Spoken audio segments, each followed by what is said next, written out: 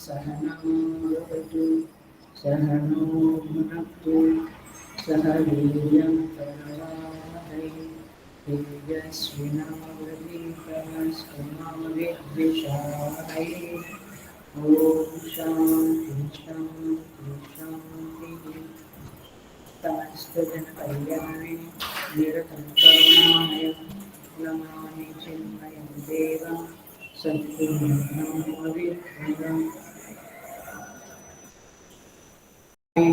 Hari Om. I welcome you all, Shweta Sadhakas, online satsang, with great love and great respect.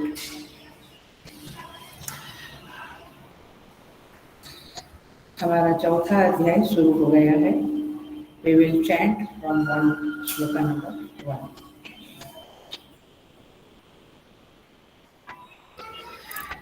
य एको अवर्णो बहुधा शक्तियोगात् वर्णान् अनेकान् विदितार्थो दधाति.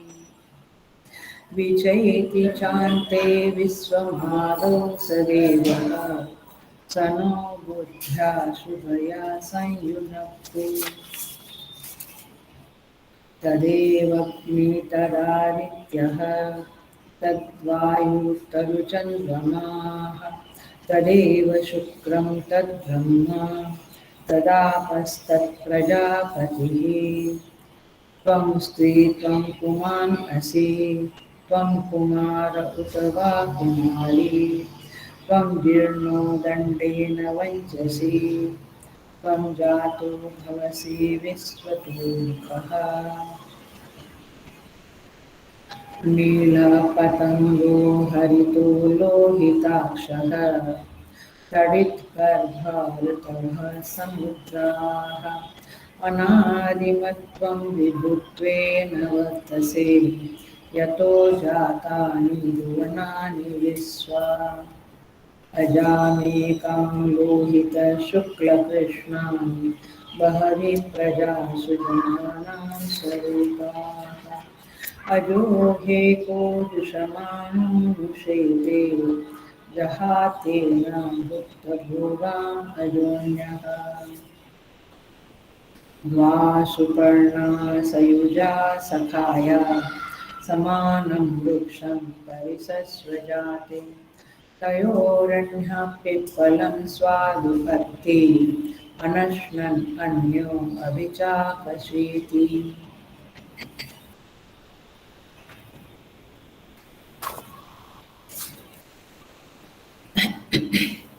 सो 1 से 4 मंत्र में हमने देखा वही परमेश्वर सारी सृष्टि का रूप लेकर सर्वत्र विराजमान है. अधिभौतिक सत्ता में अग्नि वायु सूर्य इत्यादि होकर आध्यात्मिक सत्ता में और अधिभौतिक सत्ता में कुमार कुमारी स्त्री पुरुष वृद्ध इत्यादि एवं मीला पतंग इत्यादि जंतुओं की सृष्टि में भी वही विराजमान है. ऐसा यहाँ पे आगे के मंत्रों में कहा गया है. 4 मंत्र तक यही बात कही है. सारी वनस्पति का साम्राज्य समुद्र ऋतु इत्यादि सब कुछ वह परमात्मा ही है. ऐसा आगे के 4 मंत्रों में बताया गया है. आज का मंत्र है 5वां और 6ठा विल ट्राई. 5वें मंत्र में प्रकृति, ध्यान से सुन लेना. 5वें मंत्र में प्रकृति और जीव उसके बारे में चर्चा है। माने what we are going to start, हम जो शुरू करेंगे अभी वह क्या है, प्रकृति और जीव के बारे में वर्णन होने वाला है। और छठे मंत्र में ईश्वर और जीव के बारे में वर्णन होने वाला है। मतलब कि पांचवें मंत्र में ऋषि ने प्रकृति और जीव के बारे में बताया है, छठे मंत्र में ईश्वर और जीव के बारे में बताया है। तो देखेंगे, पहले हम पांचवा मंत्र देखते हैं।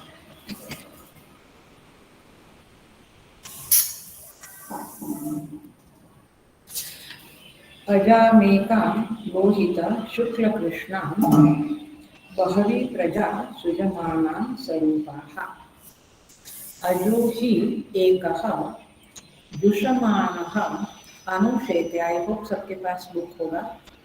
जहाति एना भुक्त भोगान अजह अन्यः।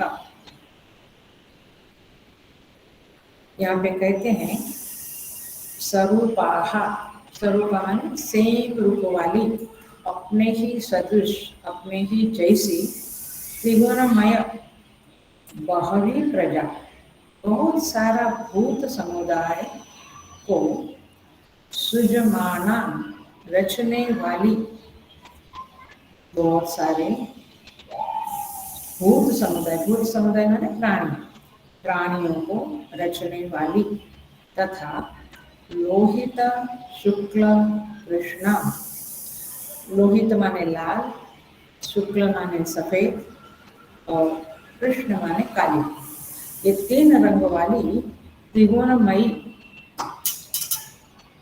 तीन रंग वाली त्रिगुणमयी एकाम अजाम, एक अजा, अजा माने अजन्मा, कौन, प्रकृति, क्योंकि यहाँ स्त्रीलिंग आया इसीलिए प्रकृति, अजह शब्द आएगा तो जीव आएगा, अजाम माने स्त्रीलिंग है तो प्रकृति, एकाम अजाम ही माने निश्चय ही, एकः अजः, ये शब्द आया तीसरी लाइन में, अजाम एकाम शब्द आया पहली लाइन में। आप देखिएगा पहली शुरुआत ही उसी से होती है, अजाम एकाम, एक अजा, और तीसरी लाइन में कहते हैं एकः अजः, एक अजन्मा, अजा माने जीव, जीव भी अजन्मा है, प्रकृति भी अजन्मा है, राइट, उसका जन्म नहीं है, जीव का भी जन्म नहीं है, जीवनाश है लेकिन जीव का जन्म नहीं है। सो एक अज्ञानी जीव दुषमान, दुषमान माने आसक्त हुआ, दुषमान माने आसक्त हुआ, अनुशेते, अनुशेते माने भोगता है, अनुशेते माने भोगता है, एक जीव आसक्त हुआ भोगता है, भोगता है माने भोगों को भोगता है। जहाति एनाम भुक्त भोगा अजो अन्यः, और अन्य माने दूसरा, एक जीव जो अज्ञानी है वो भोगता है, और दूसरा ब्रैकेट में लिखना है तो लिखो ज्ञानी पुरुष, दूसरा अजह, जो दूसरा अज है, अजन्मा है, जीव है, वो ज्ञानी महापुरुष है, एनाम भुक्त भोगा जहाति, इस भोगी हुई प्रकृति को त्याग देता है, भोगी हुई प्रकृति को त्याग देता है। देखिए बहुत इजी है, मैं एकदम सिंपल में करके बोलती हूँ, ये मैंने वर्ड टू वर्ड ट्रांसलेशन किया।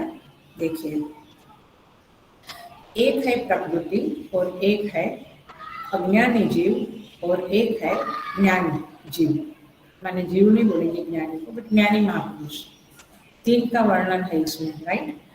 अब जो प्रकृति है वो स्त्रीलिंग है और जीव है वो पुल्लिंग है, यहाँ तक ठीक है। अब ये प्रकृति कैसी है, अजाम, अजन्मा है, माने प्रकृति बिगिनिंगलेस है, उसका जन्म नहीं है, वो कब उत्पन्न हुई, अनादि है, उसकी उत्पत्ति नहीं है, वो है, वो कैसी है, लोहित शुक्ल कृष्ण, वो उसके 3 कलर है, त्रिगुणमयी है, लाल, सफेद और काला, 3 रंग वाली वो है। और वो क्या करती है, प्रकृति क्या करती है, बहवी प्रजा सुजमाना स्वरूपा, अपने जैसी ही अपने जैसी ही बहुत सारी प्रजा को, माने भूत समुदाय को उत्पन्न करती है। राइट, ये सृष्टि में सारे जीव आते हैं, चाहे वो चींटी हो, हाथी हो, टाइगर हो, बिल्ली हो, इंसान हो, जो भी हो, कौन उत्पन्न करता है उसको, प्रकृति। करेक्ट, बहवी प्रजा सुजमानां स्वरूपाः, बहुत सारी प्रजा को उत्पन्न करती है। यहाँ तक ठीक है, इट्स वेरी इजी। ये है आपकी प्रकृति। अब प्रकृति माने पंचमहाभूत, और पंचमहाभूत का सारा पसारा ये सृष्टि के अंदर, चाहे समुद्र, पर्वत, शब्द स्पर्श रूप रस गंध, 5 विषय, सब कुछ प्रकृति का ही पसारा है। अब एक जो अज्ञानी जीव है, वह अज्ञानी जीव क्या करता है, अजह एकः, अजो अजो ही एकः, वो क्या करता है, दुष्मान अनुशेते, उस प्रकृति में आसक्त होता है, माने आप समझ लो विषयों में आसक्त होता है। अनुशेते, अनुशेते माने भोगता है, आसक्त होता है और भोगता रहता है। और चौथी लाइन देखो, जहाती, जहाती माने छोड़ देता है, त्याग कर देता है। कौन, अन्यः, और कोई दूसरे पुरुष लोग है जो ज्ञानी पुरुष है, वो क्या करता है, गुप्त भोगा जहाती, ये नाम, इस प्रकृति को, इस विषयों को छोड़ देता है, समझ में, त्याग कर देता है, मतलब कि उसको भोगता नहीं है। Is it very clear? 3 entity बताई प्रकृति, वैसे 2 ही एंटिटी है, प्रकृति और जीव, लेकिन जीव में 2 विभाग हुआ। एक विभाग क्या है, अज्ञानी जीव जो भोगता है प्रकृति को, और एक विभाग क्या है, एक विभाग क्या है, ज्ञानी जीव, ज्ञानी जो भोगता नहीं है, प्रकृति को छोड़ देता है, मतलब कि विषयों के प्रति उसकी आसक्ति खत्म हो जाती है। तो ये श्लोक है इस तरह का। आगे का जो 6 नंबर का होगा वो ईश्वर और जीव का, वेरी ब्यूटीफुल श्लोक है, वेरी मच, आई तो एंजॉय दिस सो मच, मैंने पढ़ रही थी तो बहुत अच्छे मंत्र है और बहुत प्यारे हैं। It gives us the totality of जीव जगत एंड ईश्वर। तो देखो हम बड़ा इजीली ट्राई करेंगे समझने की। तो पहली बात तो ये है कि ये प्रकृति जो है, परमेश्वर जो है, परमेश्वर स्वयं श्रीमद् भगवत गीता में, हमें सहारा लेना पड़ेगा भगवत गीता का। श्रीमद् भगवत गीता में कहते हैं, 7वां अध्याय में आप देखिएगा, 7th चैप्टर में भगवान कहते हैं, भूमिरापो नलो वायु हम मनो बुद्धिरेव च, भूमिरा अहंकार इति यम्मे भिन्ना प्रकृतिरष्टधा। ये भूमि, जल, अग्नि, वायु, आकाश और मन, बुद्धि, अहंकार, ये मेरी अपरा प्रकृति है। और ये 5 महाभूत मेरी अपरा प्रकृति है। और क्या है, ये जीवभूता महाबाहो अपरेयमित स्वन्या भिन्ना प्रकृति में अष्टधा, जीवभूता महाबाहो धार्यते येदं धार्यते जगत। एक जीव भी है, वो मेरी परा प्रकृति है। ये 5 महाभूत अपरा प्रकृति है और जीव है वो परा प्रकृति है, और दोनों मेरी प्रकृति है, ऐसा परमेश्वर कहता है, कहते हैं। और इसी तरह से 15वें अध्याय में भगवान कहते हैं, द्वाविमौ पुरुषौ लोके क्षरश्चाक्षर एव च, क्षरः सर्वाणि भूतानि कूटस्थोऽक्षर उच्यते, उत्तमः पुरुषस्तन्यः परमात्मेत्युदाहृतः, यो लोकत्रयमाविश्य विधत्य व्यय ईश्वरः। वहाँ पर भी कहते हैं द्वाविमौ पुरुषौ लोके, इस संसार में 2 पुरुष हैं। कौन से? क्षर सर्वाणि भूतानि कूटस्थोक्षर उच्यते, माने सारे भूत जो बने हैं 5 महाभूत से, वो अपरा प्रकृति, उसको क्षर कहा, और जो कूटस्थ है जीव, उसको अक्षर कहा। और 13वें अध्याय में भी भगवान कहते हैं, इदं शरीरं कौन्तेय क्षेत्रमित्यभिधीयते, एतद् यो वेत्ति तत् प्राहुः क्षेत्रज्ञ इति तद्विदः। वहाँ पर भी कहते हैं कि जो प्रकृति है उसको क्षेत्र कहा है और जीव को क्षेत्रज्ञ कहा है। बहुत जल्दी जल्दी हो गया। 3 अध्याय के 3 रेफरेंस श्लोकास है, वेरी पावरफुल श्लोकास है, वो मैंने रिफर किया, आप फिर से वीडियो सुन के देख लेना। 15वां अध्याय, 13वां अध्याय और 7वां अध्याय, ये 3 अध्याय में परमेश्वर ने प्रकृति और जीव माने भगवान के ये दो प्रकृति है, अथवा क्षेत्रज्ञ है, क्षर अक्षर है, अथवा अपरा प्रकृति परा प्रकृति, इस तरह से परमेश्वर ने पूरा वर्णन किया है। तो यहाँ पे ये जो श्लोक है, अजाम एकाम, एक अजा है, एक प्रकृति है, वो परमेश्वर का जो गीता में वचन है उसी के आधार पे अथवा इधर से उधर लिया है जो भी। सो ये मंत्र जो है, इस मंत्र में मतलब 3 एंटिटी परमेश्वर ने गीता में बताई है, स्वयं परमात्मा, फिर एक जीव और एक प्रकृति, 3 एंटिटी बताई है। वही 3 एंटिटी यहाँ 2 श्लोक में जाएगी। पहले श्लोक में जीव और प्रकृति, और छठे नंबर के श्लोक में ईश्वर और जीव, इस तरह से बताया गया है।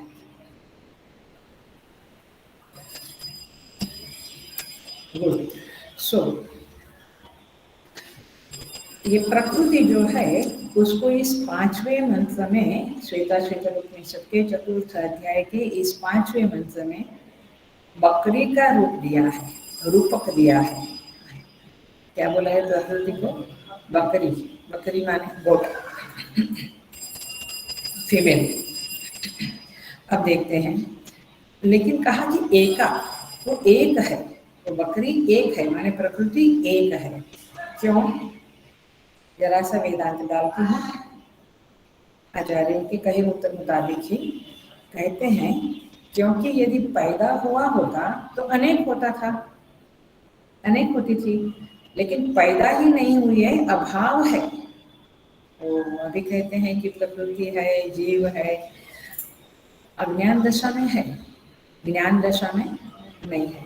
तो चूंकि अभाव है तो अभाव तो एक ही होता है, अभाव अनेक नहीं होते हैं। हम कहते हैं ना अंधकार का अभाव है, तो अंधकार एक होता है। तो चूंकि पैदा ही नहीं हुई तो अभाव क्या होता है? एक। भाव जो है वो अनेक रूप होता है। भाव माने एग्जिस्टेंस, डोंट गेट कंफ्यूज्ड। भाव माने एग्जिस्टेंस, जो जो जो दिखती है चीजें है वो अनेक होती है, और नहीं है वो अभाव को एक कहते हैं। तो अभाव बिल्कुल एक है। अब ये प्रकृति एक है, अजन्मा है, अजा माने अजन्मा है, बिगिनिंगलेस है, अनादि है। उसके 3 रंग है। कौन से श्लोक में क्या बोला है मंत्र में? लोहित, शुक्ल, कृष्ण, ये 3 रंग वाली ये प्रकृति है। अब देखेंगे 3 रंग वाली माने क्या? लोहित माने लाल रंग, शुक्ल माने सफेद रंग, और कृष्ण माने काला। अब ये 3 रंग क्या बताता है? लाल रंग जो है वो रागात्मक होता है, ये रजोगुण है। बराबर? अभी आया पकड़ने? ये 3 रंग माने 3 गुण, त्रिगुण पकड़ने आए। तो ये जो लाल रंग है वो रागात्मक है और वो रजोगुण है। शुक्ल सफेद रंग है, वो कैसा है? प्रकाशक है, निर्मल है, और इसलिए वो सफेद रंग का है। सत्वगुण है, इसको सत्वगुण कहेंगे। और तमोगुण जो है वो क्या है? कृष्ण, काला, माने अज्ञानात्मक, आवरणात्मक। ऐसा जो तीसरा है रंग वो किसको सूचित करता है? तमोगुण को। तो ऋषि ने यहाँ पे सत्व रज तम के बदले क्या शब्द यूज किया है? लोहित, शुक्ल, कृष्ण। तो बेसिकली ये प्रकृति त्रिगुणात्मक है, हम जानते हैं। तो त्रिगुणात्मक प्रकृति एक तरह से ये अर्थ होता है, और दूसरी तरह से छांदोग्य उपनिषद में बताया है जो मूल प्रकृति है, मूल प्रकृति वो तेजो अप अन्नात्मिका है। माने तेज माने अग्नि, अप माने जल, और अन्नात्मिका, अन्न माने पृथ्वी। तो इसी को ही तेज माने लोहित, देखना शब्द पकड़ में आया, लोहित, लोहित माने तेज, लाल, तेज अग्नि लाल होती है। माने पानी, पानी कैसा होता है, सफेद, तो शुक्ल। और अन्नात्मिका, अन्न माने पृथ्वी, पृथ्वी लाल होती है और बाद में काली होती है, पत्थर। तो इस तरह से ये अर्थ भी है कि वह प्रकृति त्रिगुणात्मिका है, सत्वरजतम वाली है, तीन गुण वाली है, अथवा तेज, आप और पृथ्वी वाली है, माने अग्नि, जल और पृथ्वी वाली है। तो इस तरह से ये प्रकृति का वर्णन है, सिंपल वर्णन है। वैसे मंत्र देखा जाए तो बहुत इजी है, बहुत इजी है, लेकिन थोड़ा और अंदर जाएंगे तो थोड़ा गहरा है। सो अब देखो क्या कहते हैं, देखो बकरी होती है, अब यही बकरी और बकरा की बात है। ये तो स्टोरी वाला हो गया। बकरी माने प्रकृति इस मंत्र में, हाँ इस मंत्र में बकरी माने प्रकृति और बकरा माने जीव, बकरा माने जीव, ऐसा एक सिंबोलिज्म है, रूपक है। आपको रूपक के द्वारा ऋषि हमें समझाता है कि जीव और प्रकृति का कैसा संबंध है। तो देखिए ये बकरी होती है, कोई काले काली होती है, राइट, कोई लाल लाल होती है, और कोई चितकबरी होती है। चितकबरी माने कलर कलर वाली, थोड़ा उसका लाल कलर है, थोड़ा काला देखा है ना, थोड़ा व्हाइट, ऐसी। तो 3 प्रकार की बकरियां होती है। तो ये 3 प्रकार की प्रकृति बताते हैं, एक सिंबोलिज्म है। अब देखना, अब ये जो प्रकृति है उसको ही अजा शब्द से मंत्र में कहा है। आई थिंक यहाँ तक क्लियर हो गया, इज इट वेरी क्लियर।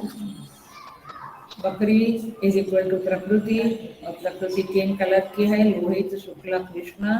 इसका अर्थ है सत्व, रज, तम, अथवा तेज, आप, अन्न, माने अग्नि, वायु, अग्नि, जल और पृथ्वी, और फिर वायु एंड आकाश उसमें इंक्लूडेड है। अब ये प्रकृति क्या करती है, ये प्रकृति बहवी प्रजा सृजमान, बहुत सारी प्रजा को उत्पन्न करती है। यस, ये शरीर का गठन होता है गर्भ में, कैसे होता है, प्रकृति करती है। तो प्रकृति बहुत सारी प्रजा को उत्पन्न करती है, लेकिन कैसी, स्वरूपा, अपने जैसी। अब देखो इसका क्या अर्थ है, मतलब जैसे बकरी होती है, बहुत सारे बच्चों को जन्म देती है, तो कैसे बच्चों को जन्म देती है, अपने जैसी, स्वरूप आहा शब्द का यही अर्थ है। अर्थात यहाँ जो मनुष्य है, तो चूंकि प्रकृति त्रिगुणात्मिका है और पंचभूतात्मक है, तो सारे शरीर जो बनते हैं, प्रजा जो बनती है, वो कैसे बनती है, पंचभूत वाली और त्रिगुण वाली है। सो इस तरह से अपने जैसी प्रजा को ये प्रकृति उत्पन्न करती है। ये बड़ी सिंपल बात बताई है, परंतु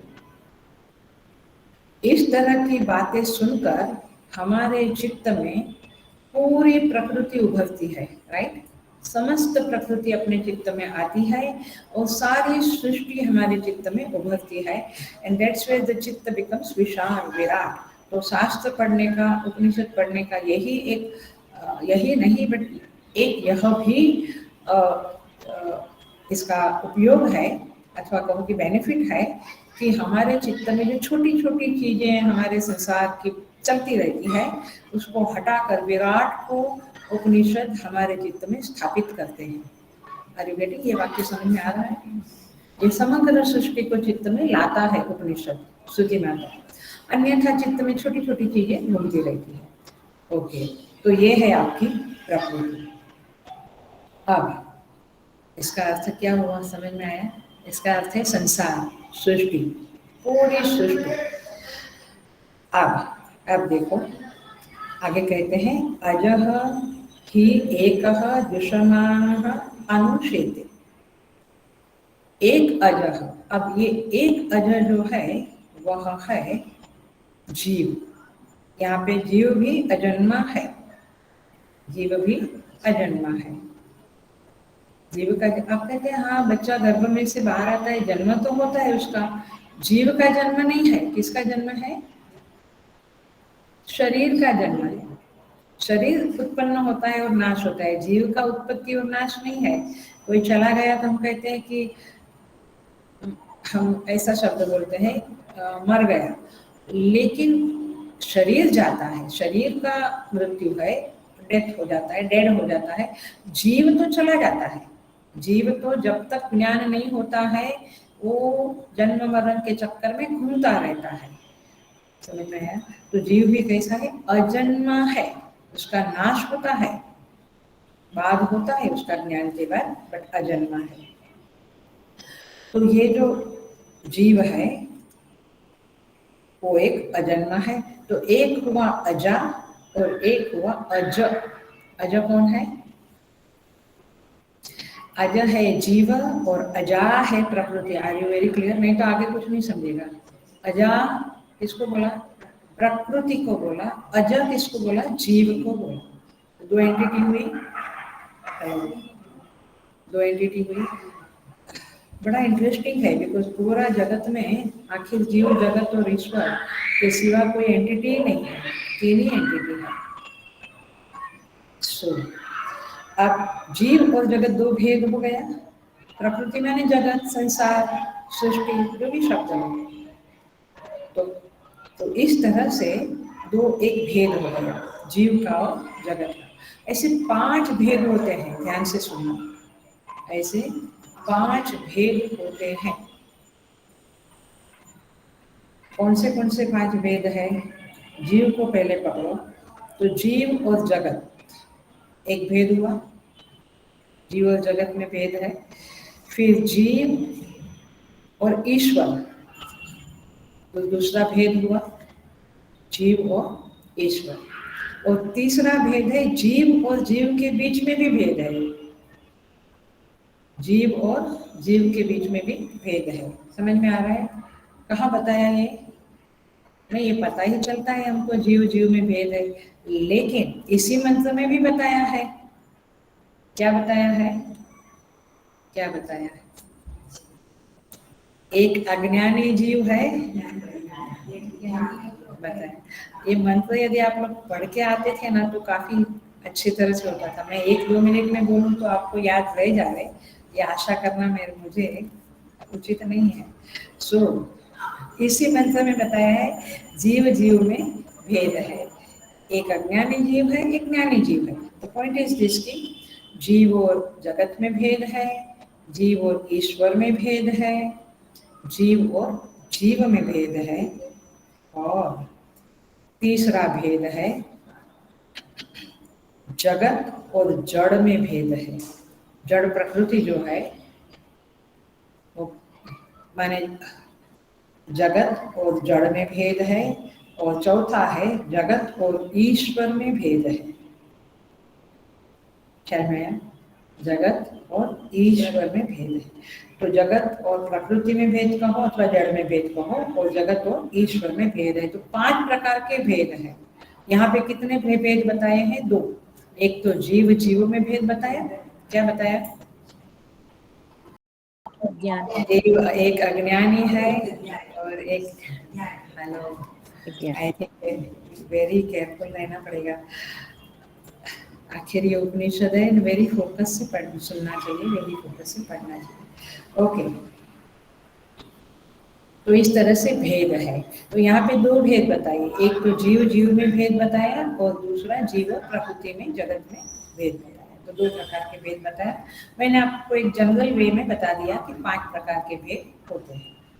अब ये 5 प्रकार के भेद जो है ये पूरी सृष्टि में फैले हुए हैं।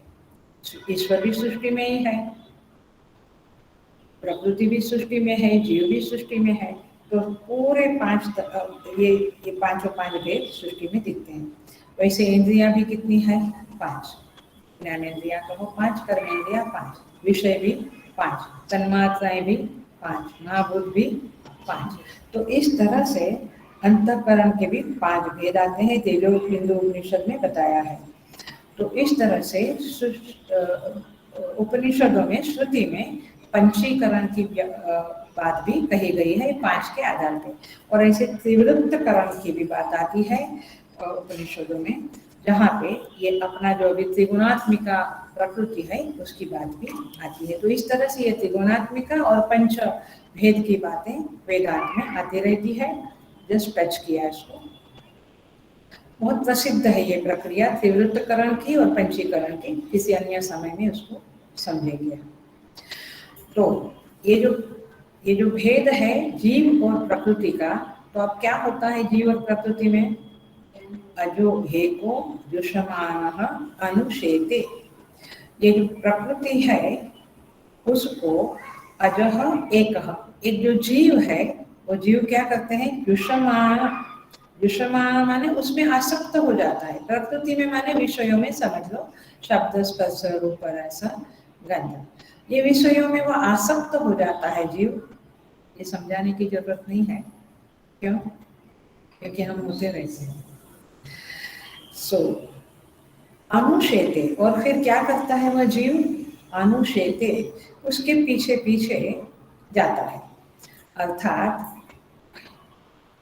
ये जीव आसक्त होता है, माने अज्ञानी है इसलिए वह आसक्त होता है। और कैसे आसक्त होता है देखो, ये आसक्ति की एक एक्सटेंशन करके बता रही हूँ मैं। इस जीव के एक अंतःकरण होता है, जरा ध्यान से समझ लेना, आपको तो उपयोगी होगा और समझने को इजी जाएगा। इसलिए सबके अंतःकरण होते हैं। यस, अंतःकरण में 2 भाग होते हैं, 2 कोश होते हैं। एक है करणात्मा, करण आत्मा, और एक है कर्तृ आत्मा, करण आत्मा और कर्तृ आत्मा। जो करण आत्मा है उसको मनोमय कोश बोलते हैं। क्या बोलते हैं? मनोमय कोश। और कर्तृ आत्मा है उसको विज्ञानमय कोश बोलते हैं। पंचकोश आपको पता है, अन्नमय, प्राणमय, पता है ना? मनोमय, विज्ञानमय, आनंदमय। लेकिन ये अंतःकरण में ये 2 कोश है। कर्तृ कोश, कर्तृ माने डूअरशिप, डूअरशिप किसकी है? बुद्धि की, विज्ञान में आत्मा की, अथवा विज्ञान में कोश की। तो जो कर्मेंद्रियों में ये मेरा हाथ, ये मेरा पांव, ये मेरी जिह्वा इत्यादि कर्मेंद्रियों की उपाधि से जो अपने को कर्ता मानता है, माने मेरे हाथ ने कुछ काम किया तो मैं क्या सोचता हूँ? मैंने किया, मैंने किया। पांव चल के कहीं गए तो मैं गया, मैं गया। तो उपाधियों के अंदर स्वयं को घुसा देना, उसके साथ तादात्म्य कर लेना, वो कौन करता है? विज्ञानमय कोश माने बुद्धि, माने कर्ता। और ज्ञानेंद्रियों को भी वो, उसके साथ भी वो तादात्म्य कर लेता है। मैंने देखा, मैंने सोचा, मैंने बोला, अथवा मैंने सुना, मैंने चखा इत्यादि। तो इस तरह से ज्ञानेंद्रियों के साथ, कर्मेंद्रियों के साथ जो तादात्म्य साध लेता है और इन उपाधियों के, इन इंद्रियों के धर्मों को जो अपने ऊपर चढ़ा लेता है, और फिर मैं करके जो हमेशा सोचता रहता है। इज दैट राइट और नो? ये सही है?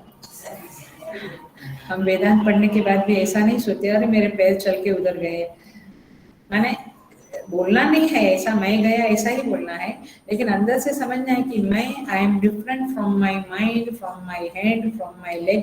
क्योंकि ये तो शरीर मेरी उपाधि है, ये इंद्रियां मेरी उपाधि है, मैं उससे अलग हूँ। जैसे घर मेरी उपाधि है, गाड़ी मेरी उपाधि है।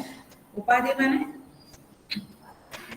एक मेरे साथ है जो मेरा उपयोग में आती है चीजें, उसे उपाधि कहते हैं।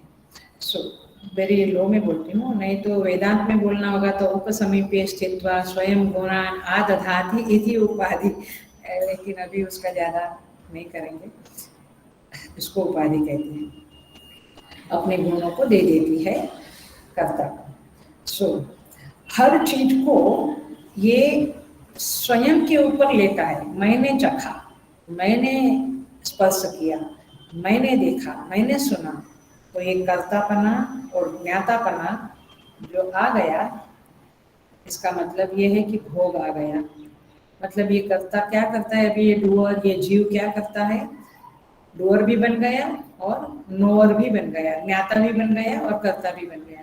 समझ में आ रहा है इतनी बात? ज्ञाता और कर्ता बन गया।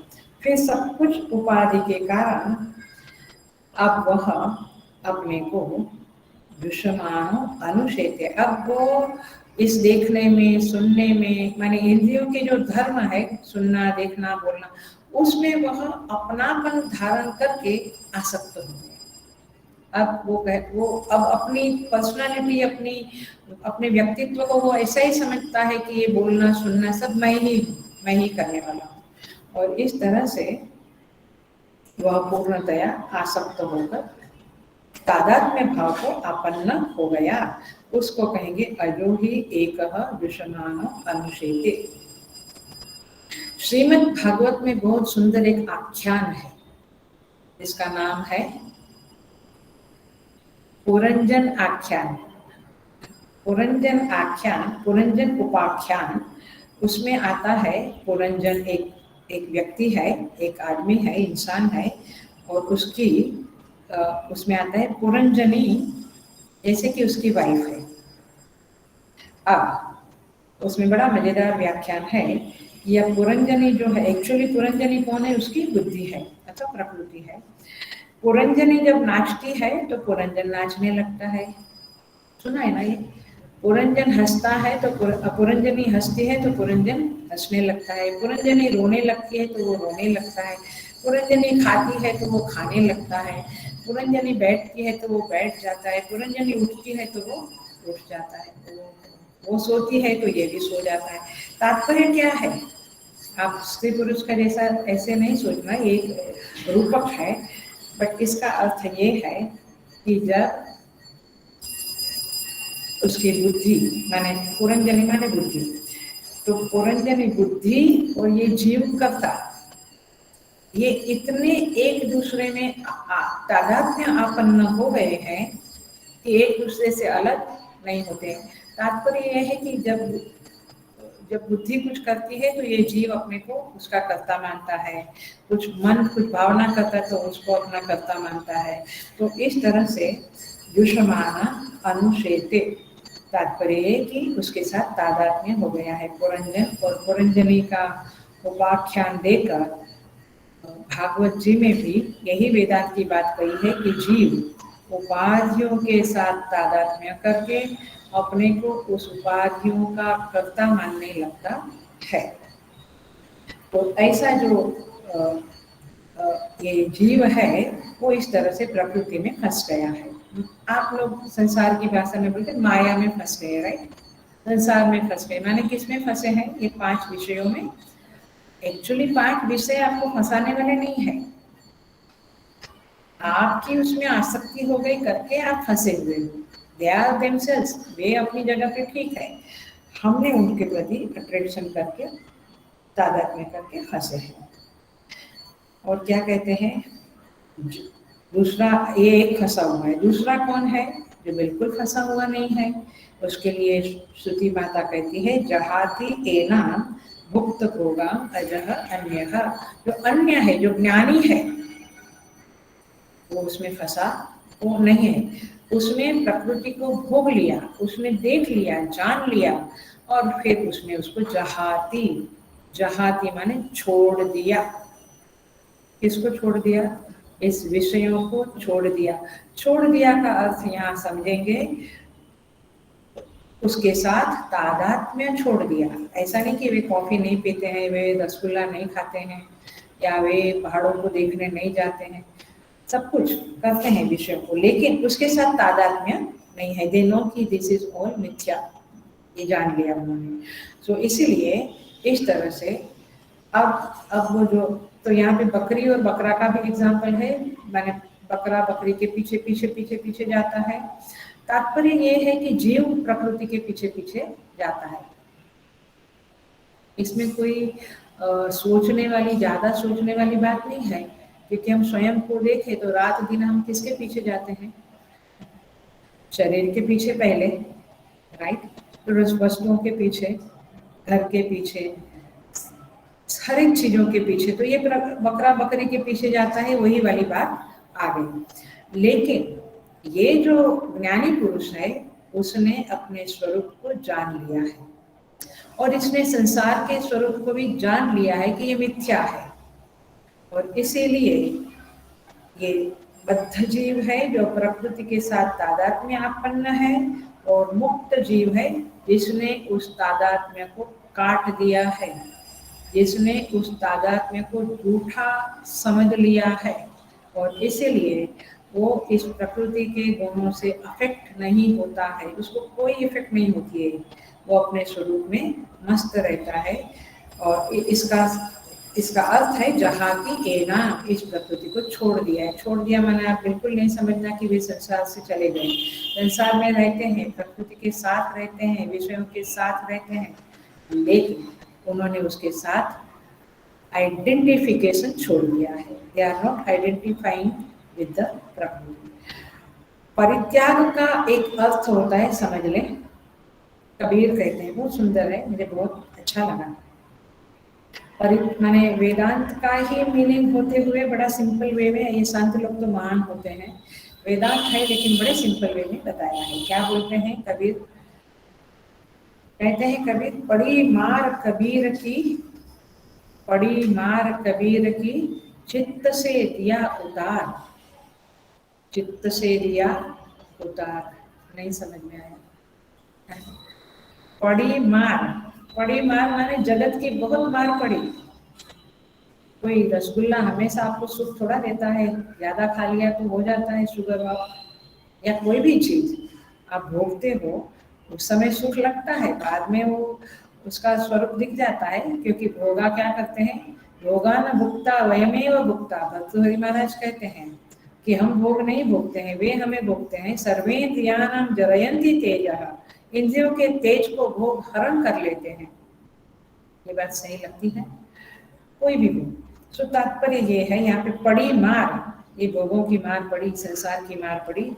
कबीर की चित्त से दिया उतार, तो उसने उस भोगों को चित्त से उतार दिया। अब समझा? अब समझा? भोगों को चित्त से उतार दिया माने भोगों के साथ तादात्म्य छोड़ दिया, आइडेंटिफिकेशन छोड़ दिया, मन से उनको उतार दिया। आया? तो परित्याग का अर्थ भगवान शिव और पार्वती जी का रामचरितमानस में आता है कि परित्याग का अर्थ है मन से उतार देना। वो घटना है, पढ़ लेना रामायण में। भगवान शिव ने पार्वती जी का, माने उस समय वो दक्ष कन्या थी, तभी उनका त्याग कर दिया। सो बड़ी मार कबीर की, चित्त से दिया उतार। इसको आपका निर्वाण षटकम बोलता है, मनोबुद्धि अहंकार चित्ता निनाहम, माने इन सब के प्रति जो ममता थी, जो आसक्ति थी, उसको छोड़ दिया। तो ये है ज्ञानी का जहाती एना। तो इस तरह से ये मंत्र कहता है, जो महापुरुष होते हैं, ज्ञानी लोग, वे विषयों में आसक्त नहीं होते हैं, विषयों के प्रति आसक्ति को, तादात्म्य भाव को, आइडेंटिफिकेशन को छोड़ देते हैं। और जो अज्ञानी जीव है वो तादात्म्य लेकर बैठता है, वो विषयों के साथ नाचता है, जैसे पुरंजन पुरंजनी के साथ नाचता है, हंसता है, रोता है, वैसे ही ये जीव संसार के विषयों के साथ रोता है, हंसता है, गाता है, उदास होता है, खुश होता है। ये संसार हमको नचाता है। Very much. तो यही बात यहाँ पे कहते हैं, और आगे चल के कहेंगे, अथवा यहीं पे कह दिया है कि साधना करें और उस महापुरुष की तरह, ज्ञानी की तरह, ये संसार में रहते हुए भी संसार से अनासक्त होकर रहें। और इसलिए यहाँ प्रकृति का वर्णन किया, अज्ञानी का वर्णन किया, और ज्ञानी पुरुष का भी वर्णन किया। अब हम आगे बढ़ जाते हैं, छठे मंत्र पे चले आते हैं, जहाँ कहते हैं,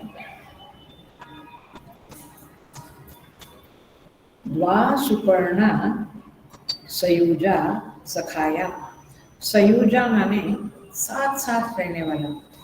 सखाया माने परस्पर सख्य भाव में रहने वाला।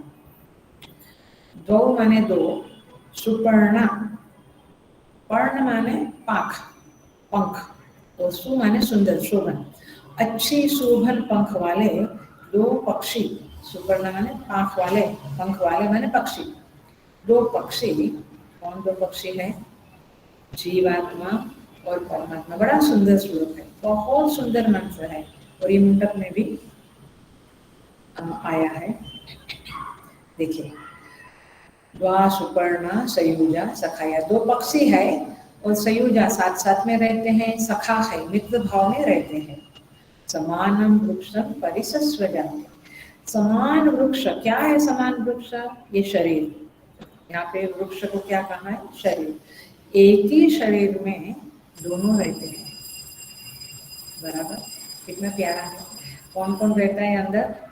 आइया, मुझे पता था जीव रहता है, मैं रहता हूँ, लेकिन वो भी साथ में रहता है। आइया, भाड़ा देता है वो आपको। तो एक ही वृक्ष में, एक ही वृक्ष का शरीर का आश्रय लेकर दोनों रहते हैं। तयोः अन्यः, तयोः माने उन दोनों में, अन्यः माने एक कोई है, वह पिप्पलम स्वादु अत्ति, संधि अलग करेंगे, पिप्पलम स्वादु अत्ति। वो एक जो है जीवात्मा, उसको जीवात्मा समझो, वह पिप्पलम, उस वृक्ष के फलों को जो स्वादु है, स्वाद लेकर, टेस्टी है, रस लेकर, अत्ति माने खाता है। क्या फल है?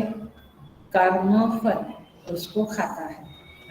कर्म फल खाता है माने भोगता है, कर्म फल माने सुख दुख। और अनश्नन अन्य अभिचाकशीति, और अन्य माने दूसरा जो परमात्मा है, वो पक्षी, दूसरा पक्षी, अनश्नन, अश्नन माने खाना, अनश्नन माने न खाना, उसका उपभोग न करते हुए केवल देखता रहता है। वो साक्षी रूप में, उपद्रष्टा के रूप में, अंतर्यामी के रूप में अंदर रहता है, लेकिन केवल साक्षी के जैसा देखता रहता है। वही साक्षी है। साक्षी के रूप में वह केवल देखता है, वो उपभोग, फलों का उपभोग नहीं करता है। तो यहाँ पे वृक्ष का रूपक दिया है और पक्षी का रूपक दिया है। ख्याल में आ रहा है आपको? एक वृक्ष है और दो पक्षी बैठे हैं। आप कल्पना करो, एक पक्षी उस वृक्ष के फलों को खाता है और दूसरा पक्षी केवल देखता है। तो वृक्ष क्या है? शरीर है। और उसमें दो पक्षी कौन रहते हैं? जीवात्मा और परमात्मा। और जीवात्मा अपने इस शरीर में रहकर अपने कर्म के फलों का भोग भोगता है, और परमात्मा जो है वो साक्षी रूप से केवल देखता रहता है। उसको बोर नहीं होता होगा, कंटिन्यूअस देखता है। उनका देखना, उनका रहना, ये सब बड़ी गहरी बातें हैं। But anyway we will see the mantra. तो आई थिंक आपको ख्याल है। उसमें था प्रकृति माने जीव, उस प्रकृति के पीछे पीछे जाता है, वो बात थी। अभी यहाँ पे है जीव अपने कर्म के फलों को भोगता है और ईश्वर वहाँ पे रहता है। अब देखो, द्वौ सुपर्णौ अथवा द्वा सुपर्णा, मैंने उसका द्वौ है एक्चुअली, तो ग्रामर की वजह से द्वा हुआ है। अब ये दो में एक का नाम है जीवात्मा और एक का नाम है परमात्मा। कैसे समझे उसको? तो देखना कैसा है दोनों का संबंध। अथवा थोड़ी कल्पना देती हूँ, थोड़ा एक पिक्चराइज करती हूँ, विजुअलाइज करिए कि वो कैसे है। जैसे सूर्य आकाश में है और जल में उसका प्रतिबिंब पड़ता है, राइट? तो जल में जो प्रतिबिंब पड़ता है सूर्य का, वो प्रतिबिंब जल की उपाधि के कारण हिलता डुलता है, राइट? दिखता है हिलता डुलता। उसी तरह से यह जो जीव है उसको समझ लो, परमात्मा को समझो सूर्य है रूपक, और उस सूर्य का प्रतिबिंब जो है वो जीव है, ऐसा समझो। इस तरह से दो वहां पे रहते हैं। आप दो पक्षी ऐसा कुछ नहीं समझना, वेदांत की तरह से पक्का समझ लो ना क्या बात है। वो प्रतिबिंब जो होता है वह प्रतिबिंब पानी में पड़ता है तो जल की उपाधि के कारण वो हिलता डुलता दिखाई देता है। वैसे यह जो परमात्मा का अंतःकरण में पड़ा हुआ चेतन का प्रतिबिंब जो है वो जीव कहलाता है, और वो अविद्या की उपाधि से जीवन भर हिलता डुलता दिखाता है। हिलता डुलता माने क्रिया करता हुआ दिखता है, उन उपाधि के दोषों से दूषित होकर दिखता है बोल रही हूँ मैं, ध्यान से सुनना। पापादि मलों से कलुषित हुआ दिखता है और क्रियाओं के फलों को भोगता हुआ दिखता है। इसी बात को यहाँ पे इस मंत्र में बताया हुआ है। माने विज्ञान आत्मा जिसको जीव कहते हैं वो संसारी है, और परमात्मा है वो संसार से परे है। तो ये दो का कल्पना आ गया ना आपको कि क्या क्या है वो। बिंब प्रतिबिंब के रूप में मैंने थोड़ा सा समझाया। देखिए अभी यहाँ पे कहते हैं कि दोनों के पर्ण, पर्ण माने वैसे पांख, वो शोभन है, सुंदर है। अब वो पर्ण क्या है वगैरह हम देखते हैं। पहले सयुजा, वास पर्ण सयुजा। सयुजा शब्द का अर्थ है युज माने जुड़ना, जिसके द्वारा योग शब्द बना है। युज धातु से योग शब्द बना है, हम जानते हैं ना, युज धातु से योग शब्द बना है। युज माने जुड़ना, दोनों सदा जुड़े जुड़े रहते हैं। अच्छा बताओ, बिंब और प्रतिबिंब अलग अलग है? वो एक ही है वैसे भी। क्यों एक ही है? क्योंकि प्रतिबिंब जो है वो मिथ्या है, और इसलिए एक है। सर्प और रज्जु एक ही है। क्यों? क्योंकि सर्प है ही नहीं, मिथ्या है, इसलिए एक ही। इस सेंस में आप समझते जाना कैसे इस मंत्र को ग्रहण करना है, ये समझते जाना। नहीं तो ऐसे समझेंगे कि वो अंदर कोई दो पक्षी है, वो दो अलग अलग एंटिटी है, ऐसे नहीं, थोड़ा सा समझना होगा। सो युज माने जुड़ना, संबंध। तो ये परमात्मा और जीव का नित्य संबंध है, कभी बिछुड़ते नहीं है, कभी बिछुड़ते नहीं है। तो सदा ही तादात्म्य संबंध से रहने वाले हैं, और इसलिए संयोजा शब्द कहा है। बिंब और प्रतिबिंब साथ साथ ही होते हैं, ये स्पष्ट बात है। संयोजा आगे देखते हैं। संयोजा सखाया, लेकिन पहले देखेंगे सुपर्ण शब्द। सुपर्ण शब्द का अर्थ है दो पंख वाला पक्षी। अब जीव के क्या दो पंख है? बड़ा बड़ा मजेदार आचार्य लोगों ने इसका एक्सप्लेनेशन दिया है। जीव के दो पंख है, धर्म और अधर्म, राइट। इसी पंख के ऊपर, पंख के द्वारा वो उड़ता रहता है, चलता रहता है जीवन में, राइट। तो धर्म और अधर्म ये जीव के दो पंख है, और ईश्वर के क्या दो पंख है? तो आचार्य लोग कहते हैं एक्सप्लेनेशन में, एक है कर्मफल दातृत्व और एक है अनुग्राहकत्व। बड़ा सुंदर है। एक है कर्मफल दातृत्व और एक है अनुग्राहकत्व। ये दो पंख परमात्मा के हैं, मैंने इसी के ऊपर वो ईश्वर नाम से पहचाना जाता है, इसी के कारण वो परमात्मा नाम से पहचाना जाता है। तो विज्ञानात्मा माने जीव और परमात्मा दोनों ही चेतन है, और दोनों को यहाँ पे पक्षी शब्द से कहा गया है। अब पक्षी क्यों कहा, इसके पीछे क्या रीजन है? बड़ा सुंदर है, बड़ा सुंदर है। यहाँ पे कहते हैं कि दोनों अच्छी प्रकार से उड़ते हैं, मैंने अपना अपना काम करते हैं, चलते रहते हैं, लेकिन वो ऐसे उड़ते हैं। अब देखो मैं रूपक बोल रही हूँ, उसके आधार पे फिर मैंने दृष्टांत बोल रही हूँ, उसके आधार पे हम दाष्टांत को देखेंगे। तो वो ऐसे सुंदर उड़ते हैं, शोभन पंख है उनका, ऐसे सुंदर उड़ते हैं कि उनके पद चिन्ह कहीं पर भी नहीं मिलते। आया? Are you feeling? आपको कुछ ख्याल में आ रहा है? पद चिन्ह कहीं पर भी नहीं मिलते हैं दोनों के। जीव के कैसे नहीं मिलते हैं? वो कहाँ से आया और कहाँ, और ये जीवन पूर्ण होने के बाद कहाँ जाएगा, उसका पता नहीं है। पता है? पता है। इसीलिए उसके पद चिन्ह, जैसे पक्षी के पद चिन्ह नहीं मिलते हैं, जैसे पक्षी आगे बढ़ा उसका, जैसे हम चलते हैं तो हमारे पद चिन्ह होते हैं, लेकिन पक्षी के पद चिन्ह समझता है ना, पैर जैसे रखते हैं तो चिन्ह पड़ते हैं, मिट्टी में ऐसे चलते हैं तो पद चिन्ह नहीं मिलते, मतलब वो कहाँ से आया वो भी पता नहीं, कहाँ जाएगा इसके बाद वो भी पता नहीं है, तो पद चिन्ह नहीं मिलते। अच्छा, ईश्वर का, तो ईश्वर के पद चिन्ह की प्राप्ति के लिए अनादि काल से ऋषि मुनि लोग, साधु संत लोग, साधक लोग साधना करते रहते हैं। ईश्वर के पद चिन्ह माने ईश्वर के बारे में ज्ञान, लेकिन उनकी उपलब्धि भी सबको प्रत्यक्ष नहीं होती है, और इसलिए यहाँ पे पक्षी के रूप में ये रूप श्रुति माता ने दिया है, ऋषि ने दिया है। तो ये है द्वा सुपर्णा सयुजा सखाया। सखाया शब्द भी बड़ा सुंदर है, हम देखते हैं सखा शब्द। सखा किसको बोलते हैं? देखो, सखा ये संस्कृत का शब्द है, मैं उसको बोलती हूँ। सह खादन्ति इति सखा, सह खादन्ति इति सखा, जो साथ साथ खाए, खाना खाए, उसको सखा बोलते हैं। सह खादन्ति इति सखा।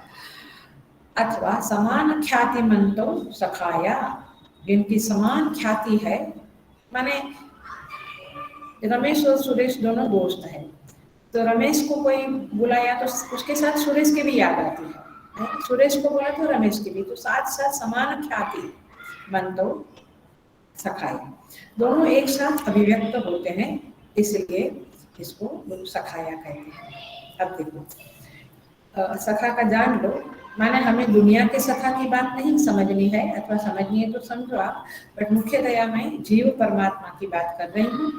तो देखो, संसार का देखते हुए जीव परमात्मा के प्रति हम नजर डालेंगे। सखा शब्द का शब्द में अर्थ होता है, 3 प्रकार के अर्थ में बताऊंगी। पहला है ददाति प्रतिगृह्णाति। ददाति प्रतिगृह्णाति अर्थात जो देता है और लेता भी है, जो देता है और लेता भी, राइट। सखा में वैसा ही है, कभी कभी ये इसने दिया उसने लिया, कभी इसने दिया उसने लिया। अभी इधर कैसा है, ये जीव जो है, आपको समझ में आ रहा है या मैं फास्ट जा रही हूँ? समझ में आ रहा है ना? ददाति प्रतिगृह्णाति, देना है लेना है। सखा के पास मांग सकते हैं ना, ये जरा दे दे मेरे को, तेरी गाड़ी जरा दे दे 2 दिन के लिए, मेरी गाड़ी और इसमें गई है, सर्विसिंग में गई है। तो ददाति प्रतिगृह्णाति। ऐसे जीव क्या करता है, जीव भी ईश्वर को पूजा देता है, नैवेद्य धूप दीप सब कुछ देता है, और परमात्मा क्या करता है, परमात्मा कृपा देता है, और परमात्मा से क्या लेता है, वो कृपा लेता है। आ रहा है ख्याल में? जीव परमात्मा को पूजा देता है और परमात्मा से कृपा लेता है, और परमात्मा जीव को कृपा देता है, सद्बुद्धि देता है, और पूजा अर्घ्य वगैरह, अर्घ्य पाद्य आचमन वगैरह लेता है। आया? तो ये दोनों के बीच में सख्य भाव समझ में आ रहा है या कठिन जा रहा है? दूसरा, गुह्यम आख्याति पृच्छति, ये संस्कृत शब्द है। गुह्यम आख्याति पृच्छति, जो सीक्रेट बातें होती है वो एक दूसरे को कहता है और एक दूसरे को पूछते हैं, माने एक कहता है दूसरा पूछता है। आया? ये सखा में होता है। ऐसे जीव ईश्वर के प्रति आत्मनिवेदन करता है, अपना सुख दुख बताता रहता है। ये भक्ति शास्त्र की बात है, लेकिन ये बहुत गहरा वेदांत भी है, इसको पकड़ लेना, समझ लेना। जीव अपना आत्मनिवेदन करता है ईश्वर के प्रति, और ईश्वर भी आत्मनिवेदन करता है। कैसे? ईश्वर अपने स्वरूप को धीरे धीरे जीव के प्रति, साधक के प्रति, भक्त के प्रति खोलता है। जैसे जीव अपनी बात खोलता है, मैंने समझ में क्या, ओपन करता है, वही अपनी सीक्रेट बताता रहता है। सीक्रेट माने जो चीजें हम बाहर नहीं बोलते हैं, हम भगवान के प्रति कह देते, प्रभु ये गलती हो गई है, माफ कर देना। तो जीव ईश्वर के प्रति आत्मनिवेदन करता है, वैसे ईश्वर भी गुह्यम आख्याति पृच्छति, ईश्वर भी अपने स्वरूप का, अपना जो पर्सनालिटी है, माने ईश्वर का जो स्वरूप है, उसके बारे में साधक को, जीव को ज्ञान देता रहता है। तीसरा सखा शब्द का अर्थ है भोक्ते भोग्यते चैव, भोक्ते भोग्यते चैव, माने खाता है और खिलाता है। खाता है और खिलाता है का क्या अर्थ हुआ? परमात्मा अंदर से बैठा हुआ जीव को पुष्टि करता है, खिलाता है माने पुष्टि करता है। पुष्टि करते हैं ना भगवान, हम जब उनको प्रार्थना करते हैं तो पुष्टि करता है, तो और जीव परमात्मा को अर्पण करता है। तो इस तरह खाना, खिलाना, देना, लेना और एक दूसरे की सीक्रेट बातों को बताना, ये सारी चीजें सखा के अंदर होती है। ऐसे यहाँ पे जीव और परमात्मा के बीच में चलता है। देखिए, भोगते भोग्यते, खाता है खिलाता है, माने जीव खाता है, परमात्मा खिलाता है। आखिर कौन खिलाता है हमको? परमात्मा खिलाता है। देखिए, तो ये सखा है। तो जीव अपनी सारी बात भगवान के सामने प्रकट कर देता है, कुछ छिपाता नहीं है, कुछ कपट नहीं करता है। तो परमात्मा भी अपनी सारी बात, अपना सारा जो समग्र सृष्टि का रहस्य है, स्वयं का जो स्वरूप है, उसका जो रहस्य है, वो सब खोल देता है साधक के सामने। किसके सामने खोलता है?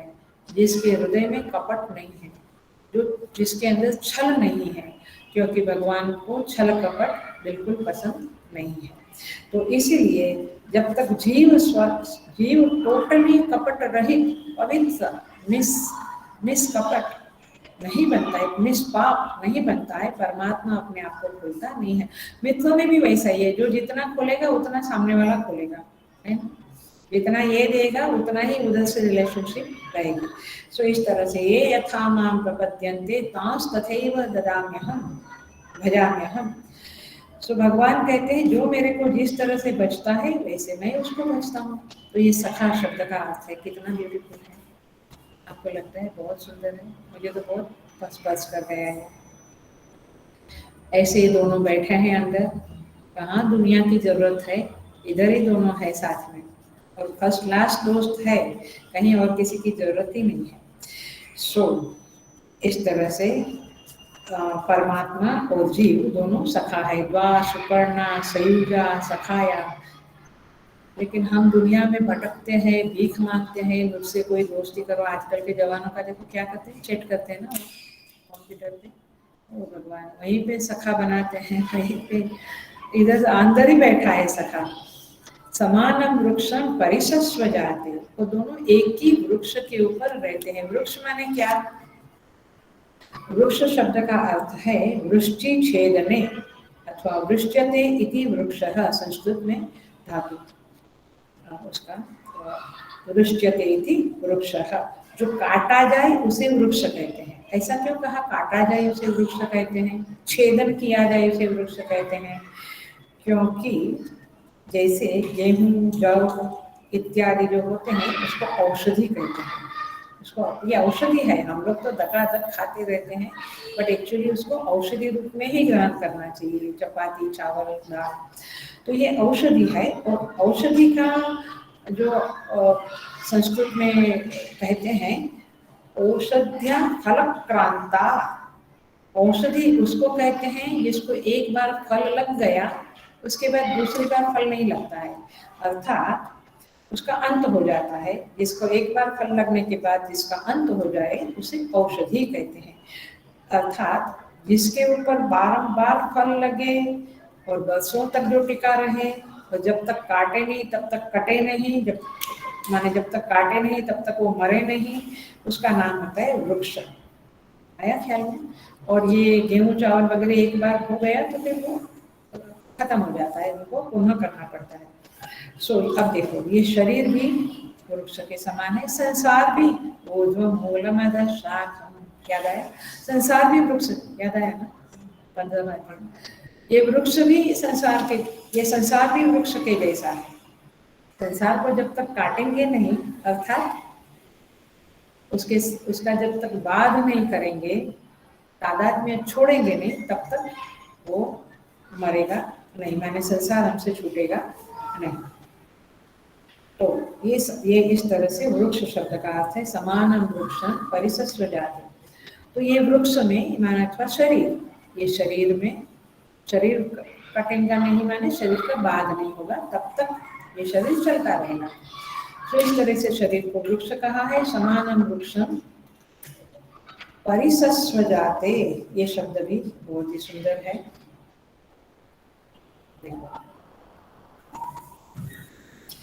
परिसस्व जाते का अर्थ है आलिंगन, माने जुड़ जाना, एक दूसरे के बिना न रह सकना। परिसस्व जाते, आलिंगन शब्द ठीक है, इसको कहेंगे स्वंज धातु से ये उत्पन्न, माने परि प्लस स्वंज धातु से परिसंस्व जाते हुआ है। इसका अर्थ लिपट जाना भी है, लिपट जाना, आलिंगन करना, एक के बिना दूसरे की प्रतीति न होना, ये यहाँ पे परिस्वंग शब्द का अर्थ है।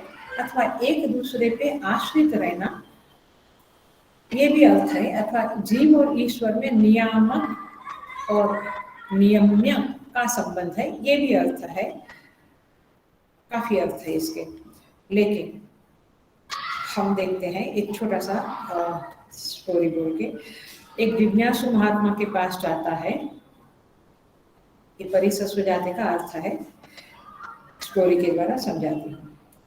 और कहता है कि महाराज बड़ा तंग आ गया हूँ, ये संसार ने मेरे को पकड़ के रखा है, बांध के रखा है, ये संसार छूटता ही नहीं है। बोलते हैं ना आप लोग, भाई ने मित्र ने बांधा, भाई ने बांधा, पत्नी ने, पति ने बांधा, मैंने सब लोग से मैं बंधा हुआ हो गया।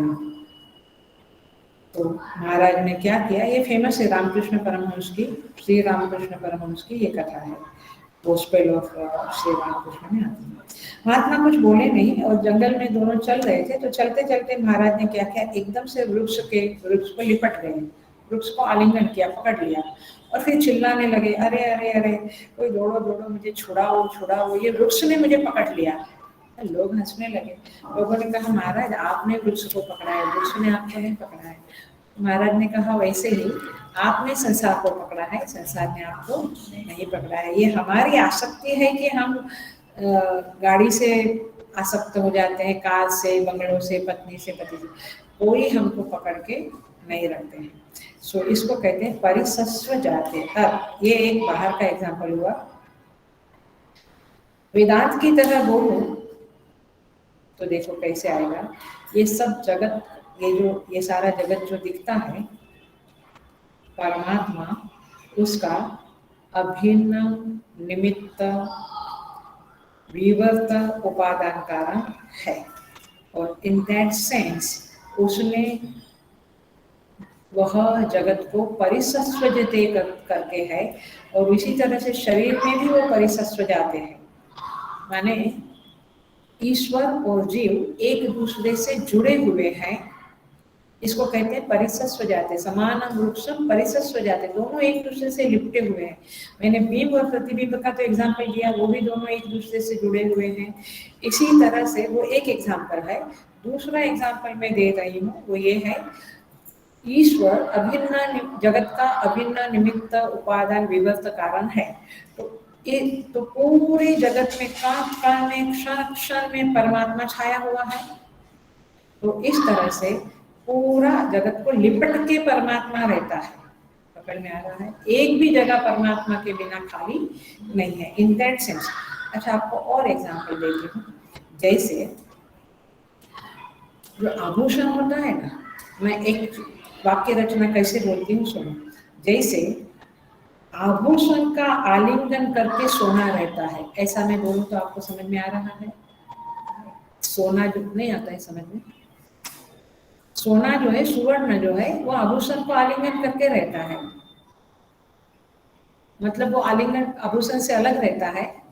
सुवर्ण आभूषण माने आपके गहने, गहने का आलिंगन करके रहता है कि वो दूर रहता है और गहना दूर रहता है? हेलो, हाँ, दोनों एक साथ जुड़ के रहते हैं ना, इसको आलिंगन बोलते हैं। वरना आभूषण का आलिंगन करते रहते हैं। अच्छा, मिट्टी घट का आलिंगन करके रहती है, ये बोलो तो समझ में आ रहा है? हाँ जी। मिट्टी घट का आलिंगन करके रहती है, वैसे ईश्वर जीव का आलिंगन करके रहता है। Such a beautiful expression in this mantra, such a beautiful. इतना इतना एक्सप्रेशन करके आपको इतना अच्छा एक्सप्रेशन नहीं मिलेगा जीव और परमात्मा के बीच के रिलेशनशिप का। जैसे घट का आलिंगन करके मिट्टी रहती है, वैसे ही आप नारायण सूक्त पढ़ते हैं, अंतर बहिश्च तत्सर्वं व्याप्य नारायण स्थितः। अंतर बहिश्च तत्सर्वं व्याप्य नारायण स्थितः। ये नारायण अंदर बाहर सब जगह पे व्यापक होके रहता है, अर्थात सभी को व्याप्त करके रहता है। जैसे सुवर्ण आलिंगन को व्याप्त करके रहता है, मिट्टी घट को व्याप्त करके रहती है, वैसे परमात्मा जीव को और जगत को व्याप्त करके रहता है। इसको कहते हैं परिसत्सु जाति। ओके, सो इस तरह से परिस्वम माने आलिंगन करके रहता है। तयो अन्य पिप्पलम स्वादु अति, उसमें से एक जो है वह पिप्पलम, पिप्पलम माने कर्म फल को, ये शरीर में रहता है तो कर्म फल को तो भोगता है। कौन भोगता है? जीव भोगता है। तो कर्म पिप्पलम माने फल, ये फल को, कर्म फल को स्वादु अति, स्वादु माने बड़ा ही मीठा मीठा लगता है, उसको बड़ा अच्छा लगता है। क्यों? क्योंकि उसको विषयों में रस आता है, आनंद आता है, यही तो उसका फल है। विषयों को भोगता है तो कर्म फल को ही भोगता है ना, कोई कर्म और फल कोई एक चीज थोड़ी है। तो कर्म फल को भोगता रहता है, उपभुज्यमान होकर आसक्त हो जाता है, उपभुज्यमान होकर आसक्त हो जाता है। आसक्ति ही फिर से उसको उपभोग करने के लिए प्रेरित करती है। तो इस तरह से ये कर्म फल के चक्कर में पड़ा रहता है। स्वाद अति, अति माने खाता रहता है, खाता रहता है माने भोगता रहता है, भोगते रहते ना। आखिर समझ लो सुख दुख, चलो सुख दुख भी समझो, कर्म फल माने वस्तुओं को भी समझो, तो सुख दुख को भोगता रहता है। कभी अवेयरनेस होवे हमारे अंदर तो हमें समझेगा कि कभी सुख है, कभी दुख है, कभी हर्ष है, कभी शोक है। तो इस तरह से ये भोगता रहता है।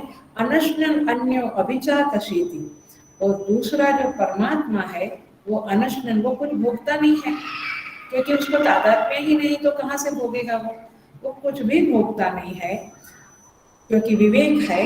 और इसीलिए वह कर्मफल को भोगता नहीं है और केवल साक्षी रूप में, दृष्टा रूप में देखता रहता है।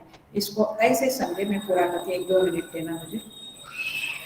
ऐसे समझे कि यह जो विचित्र वेदना, वेदनाओं को, वेदन, वेदन माने अंतःकरण में जो ये वेदन माने जानना, ये वृत्तियों को जो आप जानते रहे तो काम क्रोध लोभ सुख दुख, ये जो अनुभव है उस वृत्तियों को अपने से अलग करके भिन्न जानकर वह अनश्नन है, कुछ भोगता नहीं है।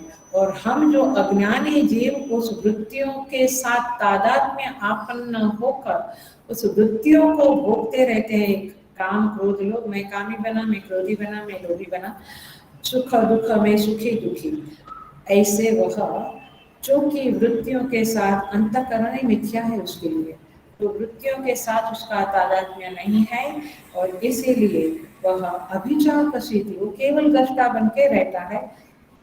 जैसे जल की तरंगों से चंचल होने पर भी, सूर्य का प्रतिबिंब जाता है पानी में तो जल की तरंगे चंचल है, तो सूर्य का प्रतिबिंब भी कैसा बन गया? चंचल। लेकिन प्रतिबिंब के चंचल होने पर जल तरंगों के चंचल होने से, प्रतिबिंब के चंचल होने पर सूर्य अपने को चंचल नहीं समझता है। वैसे ही ये महात्मा अथवा ईश्वर स्वयं अनश्नन, अनश्नन शब्द का यही अर्थ है कि वो किसी चीज के साथ तादात्म्य नहीं रखता है, भोगता नहीं है, वो अभोक्ता है। जीव भोगता है, परमात्मा अकर्ता है, जीव करता है। तो इस तरह से अपने को डिटेच रखता है अपने को चंचल नहीं मानता है जैसे सूर्य, उसी तरह से यह ज्ञानी पुरुष भी अथवा परमात्मा भी अपने को अनश्वरन स्वयं को केवल दृष्टा के रूप में जानता है। मैं थोड़ा सा प्रकाश को ट्राई करूंगी नेक्स्ट क्लास में, लेकिन यहाँ पे हम पूरा करते हैं। तो इस तरह से बहुत सुंदर वर्णन है, अतिशय सुंदर है, मैंने बहुत ही प्यारा मंत्र है। यदि हम साधना के दृष्टिकोण से लेवे तो जीव और परमात्मा अंदर है, और दोनों ही किस तरह से उनका व्यवहार है वो इस मंत्र के द्वारा समझता है। वो साधना के लिए बहुत ही सुंदर मंत्र है। ओम पूर्णमदः पूर्णमिदं पूर्णात् पूर्णमुदच्यते पूर्णस्य पूर्णमादाय पूर्णमेवावशिष्यते। ओम शांति शांति शांति। हरि ओम। श्री गुरुभ्यो नमः। हरि ओम।